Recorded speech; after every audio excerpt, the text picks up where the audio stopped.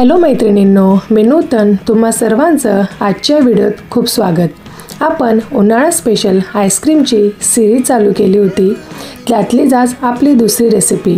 आपण एकाच आईस्क्रीमच्या बेसपासून दोन वेगवेगळे फ्लेवर बनवणार आहोत। या दोन्ही आईस्क्रीम नॅचरल आईस्क्रीम आहेत, यात आपण कोणत्याही प्रकाराचं केमिकल टाकलेलं नाही आहे। ही आईस्क्रीम अगदी मार्केटसारखी होते, तसेच सॉफ्ट होते आणि ती कडक का होते याचेही कारण मी सांगितलेले आहे। तर आज आपण एकाच बेसपासून दोन फ्लेवर बनवणार आहोत। त्यातला आपला पहिला फ्लेवर म्हणजे बटरस्कॉच आईस्क्रीम आणि दुसरा फ्लेवर म्हणजे व्हॅनिला आईस्क्रीम। अगदी सॉफ्ट अशी ही आपली आईस्क्रीम तयार होते। याआधी मी आपल्या चॅनलवर पान आईस्क्रीमची रेसिपी शेअर केलेली आहे, त्याची लिंक डिस्क्रिप्शन बॉक्समध्ये मिळून जाईल। चला तर मग रेसिपीला सुरुवात करूया, पण त्याआधी चॅनलला सबस्क्राईब नक्की करा। आता बटरस्कॉच आईस्क्रीमसाठी आपल्याला सगळ्यात आधी तर बटरस्कॉच बनवायचं आहे। त्यासाठी मी इथे गॅसवर कढई ठेवून घेतलेली आहे, त्यात पिठी साखर टाकायचं आहे। आता ही पिठी साखर कमी गॅसवरच हळूहळू मेल्ट होऊ द्यायची आहे, ती अधेमध्ये हलवायची नाही आहे। ती मेल्ट व्हायला सुरुवात झाली की मग आपण यात चमच्याने हलवणार आहोत। आता इथे तुम्ही बघू शकताय पिठी साखर हळूहळू मेल्ट सुरुवात झालेली आहे। आता ती आपण इथे स्पॅच्युलाने हलवून घ्यायचं आहे। गॅस मी कमीच ठेवलेला आहे, मध्यम किंवा फुल ठेवायचा नाही, नाहीतर ही पिठी साखर जळायला सुरुवात होते आणि कडू होते चवीने। त्यामुळे कमी गॅसवरच व्यवस्थित कंटिन्यू हलवून अशा प्रकारे पिठी साखर मेल्ट करून घ्यायची आहे। आणि पूर्ण पिठी साखर मेल्ट झाली की लगेच यात तूप टाकायचं आहे। तूपच्या ऐवजी तुम्ही बटर टाकलं तरीही चालेल, इथे मी तूपचा वापर केलेला आहे। आता हे व्यवस्थित मिक्स करून घ्यायचं आहे। मिक्स झालं की लगेच यात काजू बदामचे तुकडे आहेत ते मी टाकलेले आहेत आणि हे सगळं व्यवस्थित मिक्स करून घ्यायचं आहे। आता गॅस बंद करायचा आहे आणि हे बटरस्कॉच मी एका तूप लावलेल्या प्लेटमध्ये पसरवून घेणार आहे। ही कृती लगेच करायची आहे, कारण बटरस्कॉच लगेच कडक व्हायला सुरुवात होतं। त्या प्रकारे अशा प्रकारे मी इथे सर्वकडे पसरवून घेतलेलं आहे। आता हे व्यवस्थित सेट होऊ द्यायचं आहे। आता इथे 1 ते 1.5 तासाने आपलं बटरस्कॉच व्यवस्थित सेट झालेलं आहे, तुम्ही बघू शकताय। दिसायला तर खूप छान दिसतंय आणि चवीलाही खूप छान लागतं। अशा प्रकारे हे काढून घ्यायचं आहे। आता याचे आपण तुकडे करणार आहोत। आता हे तुकडे हाताने केले तरीही चालेल, किंवा आपल्याकडे खलबत्ता असेल तर त्यात देखील करून घेतलं तरीही चालेल। आता मी इथे खलबत्ता घेतलेला आहे, त्यात हे तुकडे टाकून घेणारे। आपल्याला जाड बारीक असे तुकडे करायचे आहेत, त्यामुळे मी इथे सगळे थोडे तुकडे करून ते इथे खलबत्त्यात कुटून घेणार आहे। अशा प्रकारे इथे मी अबोडधबोड असा कुटून घेतलेला आहे। आता असेच मी बाकीचेही कुटून घेणार आहे। आता यानंतर आपण आईस्क्रीमचा बेस बनवणार आहोत। त्यासाठी मी इथे अमूल गोल्डचं फुल फॅटचं म्हशीचं दूध घेतलेलं आहे। इथे मी पॅकेटचं वापरलं आहे, तुम्हाला सुट्टं म्हशीचं दूध भेटलं ते घेतलं तरी चालेल। दूध घेताना म्हशीचंच दूध घ्यायचं आहे, गाईचं घ्यायचं नाही, कारण गाईचं दूध खूप पातळ असतं आणि आईस्क्रीमसाठी आपल्याला म्हशीचंच हवं आहे। आता हे पॅकेटचं दूध मी इथे कढईत काढून घेणार आहे। आता दूध घेताना मी इथे 2 कप दूध घेतलेलं आहे। सर्व प्रमाण मी डिस्क्रिप्शन बॉक्समध्ये दिलेलं आहे। त्यानंतर इथे साखर टाकायची आहे, नंतर मिल्क पावडर टाकायची आहे। इथे मी नेस्लेची मिल्क पावडर वापरली आहे, तुम्हाला जी अवेलेबल झाली ती घेतली तरीही चालेल। त्यानंतर यात कॉर्नफ्लॉवर टाकून घ्यायचं आहे, नंतर अगदी थोडं चिमूटभर असं मीठ टाकून घ्यायचं आहे। आता हे सर्व साहित्य व्यवस्थित मिक्स करून घ्यायचं आहे। यात गुठळ्या राहायला नको आहे, अशा प्रकारे आपण मिक्स करून घ्यायचं आहे।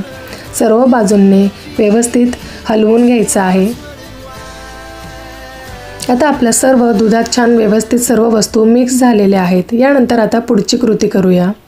आता इथे मी गॅसवर आपण जे मिक्स केलेलं दूध होतं सर्व साहित्यासह ते यावर ठेवून घेणार आहे। आता गॅस मी कमीच ठेवलेला आहे, कमी गॅसवरच कंटिन्यू हलवून हे दूध उकळून घ्यायचं आहे। आता यात कॉर्नफ्लॉवर आणि मिल्क पावडर टाकल्यामुळे हे दूध घट्ट होईल। आता घट्ट होईपर्यंत आपण हे दूध कंटिन्यू हलवून कमी गॅसवरच उकळू द्यायचं आहे। तुम्ही बघू शकताय आता या दुधाला हळूहळू गरम व्हायला सुरुवात झालेली, वाफ यायला लागलेली आहे। आता हे अजून 3 ते 4 मिनटं कमी गॅसवरच कंटिन्यू हलवून घट्ट करून घ्यायचं आहे। आता इथे तुम्ही बघू शकताय 4 ते 5 मिनिटांनी दूध एकदम छान उकळलेलं आहे आणि घट्टही झालेलं आहे।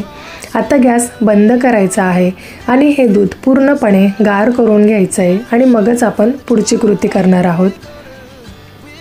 आता इथे दूध बघा गार झाल्यावर अजून घट्ट झालेलं आहे। आता छान व्यवस्थित गार झाल्यानंतर इथे मी एक बाउल घेतलेला आहे, त्यावर गाळणी ठेवून घेतलेली आहे।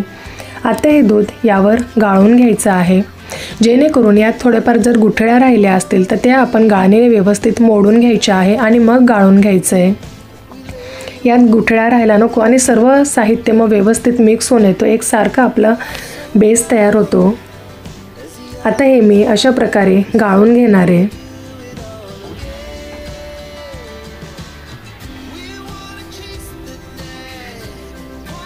आता इथे बघा तुम्ही बघू शकताय आपलं सर्व मिश्रण व्यवस्थित गाळून झालेलं आहे।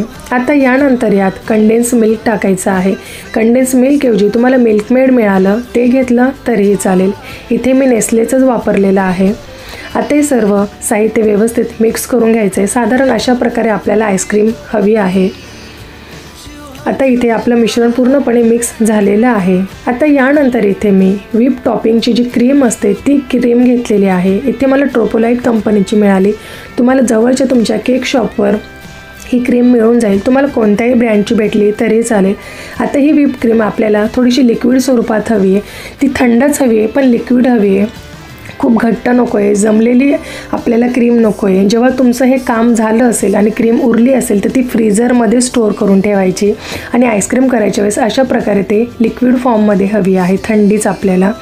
आता इथे मी व्हिप क्रीम जी आहे ती इथे 2 कप घेतलेले आहे।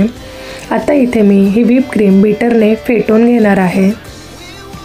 आता तुमच्याकडे जर बीटर नसेल तर मिक्सरमध्ये तुम्ही ही आईस्क्रीम फेटू शकता।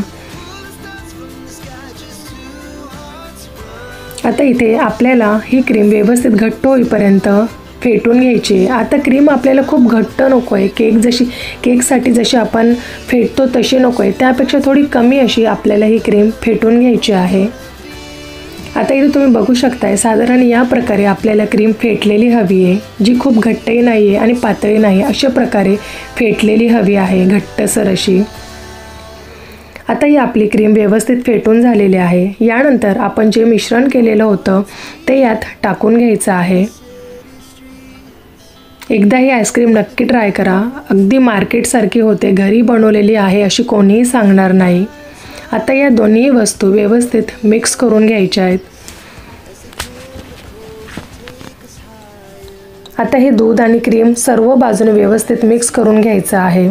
आता इथे आपलं सर्व साहित्य व्यवस्थित मिक्स झालं आहे, पण तरी देखील मी एकदा बीटरने फेटून घेणार आहे, म्हणजे अजून व्यवस्थित मिक्स होईल। आता हे सगळं व्यवस्थित झालेलं आहे। आता हा आपला आईस्क्रीम बेस तयार आहे। आता यापासून आपल्याला 2 फ्लेवर बनवायचे आहेत, त्यासाठी मी इथे 2 वेगवेगळ्या बाउलमध्ये हा बेस काढून घेतलेला आहे। आता आपण पहिला बेस घेतलेला आहे। आता सगळ्यात आधी तर आपण व्हॅनिला फ्लेवरची आईस्क्रीम बनवणार आहोत, त्यासाठी मी इथे व्हॅनिला एसेन्स घेतलेला आहे। एसेन्स तुम्हाला कोणत्याही ब्रँडचा भेटला तो घेतला तरीच। आता हे सर्व साहित्य व्यवस्थित मिक्स करून घ्यायचं आहे। व्हॅनिला इसेन्समुळे ही आईस्क्रीम अगदी छान लागते आणि इसेन्समुळेच खरा आपला फ्लेवर होतो आईस्क्रीमला, त्यामुळे इसेन्स टाकायचाच आहे। कोणतीही आईस्क्रीम असो त्या फ्लेवरसाठी इसेन्स गरजेचंच असतं। आता इथे मी अशा प्रकारे एक एअरटाईट कंटेनर घेतलेला आहे, त्यात ही आईस्क्रीम टाकून घ्यायची आहे। आता सर्व बाजूने व्यवस्थित पसरवून घ्यायचं आहे, यात गॅप राहायला नको। आता इथे मी चमच्याने थोडंसं व्यवस्थित पसरवून घेणार आहे आणि थोडंसं असं हलवून घेणार आहे भांडं, म्हणजे जेणेकरून सगळीकडे व्यवस्थित पसरेल। आता हे पॅक करून घ्यायचं आहे। आता आपला व्हॅनिला फ्लेवर तयार आहे। आता आपण दुसरा फ्लेवर बघूया। आता इथे मी दुसरा जो आपला आईस्क्रीमचा बेस होता तो घेतलेला आहे आणि आपण जे बटरस्कॉच बनवलेलं होतं ते यात टाकून घेणार आहोत। आता अर्ध मी ठेवलं आहे वरून थोडं टाकण्यासाठी। आता आपले बटरस्कॉच टाकल्यानंतर इथे मी बटरस्कॉच इसेन्स घेतलेला आहे, इसेन्समुळे खरा फ्लेवर येतो, म्हणून शक्यतो इसेन्स टाका। आता इथे बटरस्कॉचचा इसेन्स टाकल्यानंतर हे सर्व साहित्य हळूवारपणे व्यवस्थित मिक्स करून घ्यायचे आहे। यात आपण जे काजू बदाम टाकलेले आहेत तर आईस्क्रीम खाताना दाताखाली आलेले असे क्रंचीस खूप छान लागतं हे आईस्क्रीममध्ये। आता हे सर्व साहित्य व्यवस्थित मिक्स करून घ्यायचं आहे। आता हे देखील मी एका कंटेनरमध्ये काढून घेणार आहे। अशा प्रकारे तुमच्याकडे जो डब्बा असेल फूड पॅकेजिंगचा असेल त्यात सेट केली तरी चालेल। आता हे सर्व मिश्रण यात काढून घ्यायचं आहे आणि सर्व बाजूने व्यवस्थित पसरवून घ्यायचं आहे। आता यानंतर आपण थोडे जे बटरस्कॉच ठेवले होते ते वरून असेच डेकोरेशनसाठी यावर टाकून देणार आहोत। सर्व बाजूने व्यवस्थित पसरवून घ्यायचं आहे, टाकून घ्यायचं आहे। आता इथे आपले दोन्ही फ्लेवर तयार आहेत। आता ही आईस्क्रीम रात्रभर किंवा कमीत कमी 24 तास तरी सेट करायला ठेवायचे आहे। आता बऱ्याच वेळेस तर आईस्क्रीमवर क्रिस्टल येतात किंवा ती खूप कडक होते, तर त्याचं कारण म्हणजे की आईस्क्रीम जर सिंगल डोअरमध्ये सेट केली तर ती व्यवस्थित सेट होत नाही आणि तिच्यावर क्रिस्टल जमा होतात आणि कडक पण खूप होते। म्हणून शक्यतो आईस्क्रीम डबल डोअरच्या फ्रीझरमध्ये सेट करा, ती व्यवस्थित सेट होते। आता इथे 24 तासानंतर आपले दोन्हीही फ्लेवर व्यवस्थित सेट झालेले आहेत। तुम्ही बघू शकताय त्यावर अजिबात क्रिस्टल जमा झालेले नाही आहे आणि कडक देखील लागत नाही आहे ही आईस्क्रीम। यानंतर आपला दुसरा बेस बघूया, व्हॅनिला फ्लेवर, तो देखील अगदी व्यवस्थित सेट झालेला आहे आणि त्यावर देखील क्रिस्टल जमा झालेले नाही आहे आणि कडकही लागत नाही आहे। आता दोन्हीही फ्लेवर मी एका सर्विंग बाउलमध्ये काढून घेणार आहे।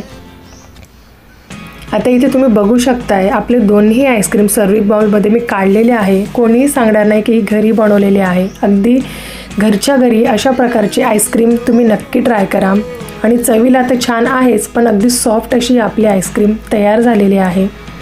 रेसिपी कशी वाटली ती कमेंटमध्ये सांगायला विसरू नका आणि अशाच नवनवीन रेसिपीसाठी चॅनलला लाईक, शेअर आणि सबस्क्राईब करायला विसरू नका। चला तर मग भेटूया परत, तोपर्यंत take care and bye bye.